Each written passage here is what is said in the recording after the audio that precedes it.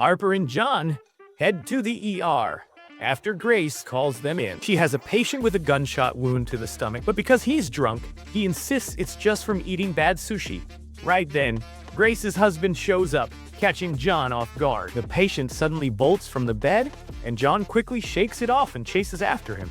Meanwhile, at Tim's place, his girlfriend shares that she landed her dream job, but it's in New York. Tim tries to be supportive and asks if she's figured out where she'll be staying.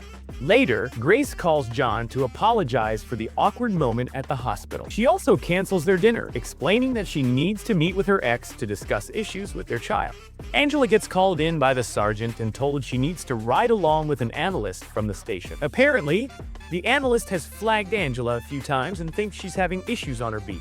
Meanwhile, Harper and John take a group of teenage boys on a field trip to a correctional facility, using a scare-straight approach to show them what prison life is really like. Tim and Lucy are assigned a child welfare check, where they meet Rachel. The three of them approach the home, and when Rachel asks the mother to see her son, Paul, the mom refuses to let them in. Rachel firmly tells her they're not leaving without checking on the boy. Once inside, they begin to suspect that the mother may be making her child sick just to get attention. Elsewhere, Angela and Jackson are paired with a young computer whiz who's been developing algorithms for the precinct. During the ride along, Angela bluntly tells him his system isn't useful for actual police work. Jackson is stunned. She was supposed to be on her best behavior, but Angela keeps criticizing the young man anyway. Harper and John stop at a gas station with the troubled teen.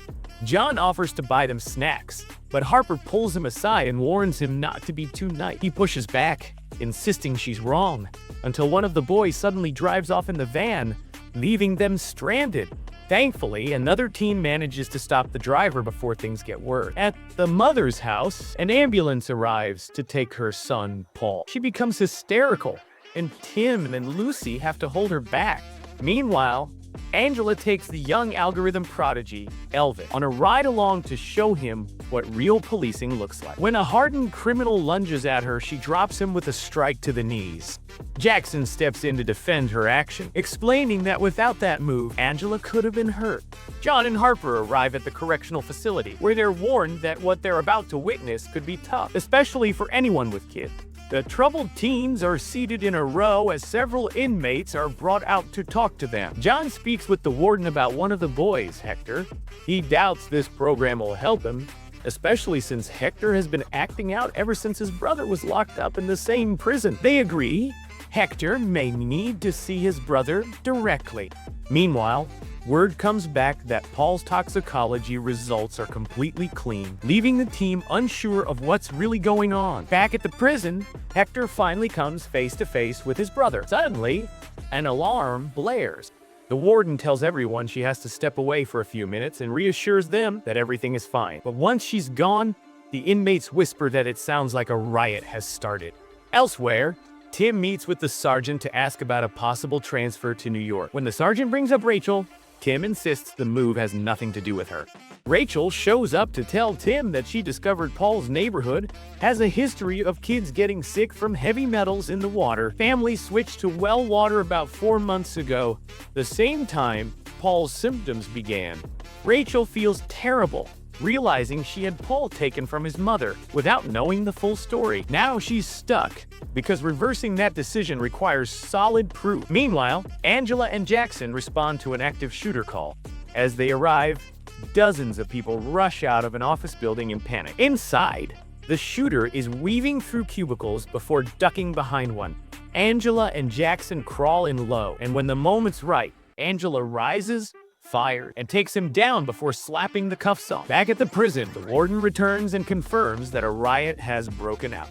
She orders John and Harper to get the teens out immediately. Hector's older brother tells him to go, to stay safe and not end up like him, urging him to be better.